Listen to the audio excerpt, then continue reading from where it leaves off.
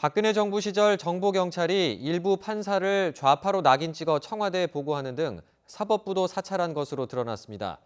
사찰 대상이 된 판사들은 보수단체로부터 집중 공격을 받기도 했습니다. 전준영 기자의 보도입니다.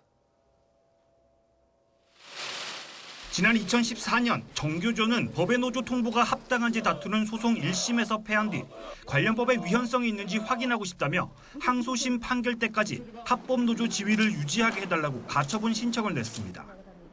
서울고등법원은 이 같은 신청을 받아들였는데 당시 재판장은 수석 부장판사를 맡았던 민중기 현 서울중앙지방법원장입니다. 당시 경찰청 정보국은 사법부 판결이 정부 부담 요인이 된다는 제목으로 관리가 필요하다는 문건을 작성해 청와대에 보고했습니다. 경찰은 해당 문건에서 대법원이 이념성을 탈피하려고 노력하지만 좌편향 판결을 차단하기에는 역부족이라고 지적했습니다. 이어 참여정부를 거치며 성장한 고참급 판사들이 좌편향적 판결을 양산하고 있다며 민중기 법원장 등 판사의 이름을 거론했습니다. 보수 언론을 동원해 법원의 좌편향 판결에 대한 국민 우려 여론을 부각하자고 대응 조치도 건의했습니다.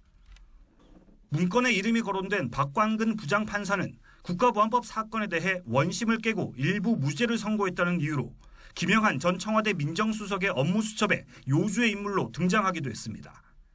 고희영 부장판사는 박정희 전 대통령이 성상납을 받았다는 발언이 명예훼손에 해당하지 않는다고 판단한 판결 등을 문제 삼은 것으로 보입니다.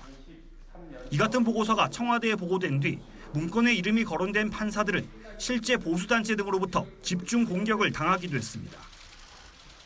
민주당 금태섭 의원이 법무부에서 제출받은 강신명 전 경찰청장 등에 대한 공소장에는 정보경찰이 사법부와 언론, 진보 성향 단체와 연예인 등 전방위 사찰한 범죄 사실이 드러나 있습니다.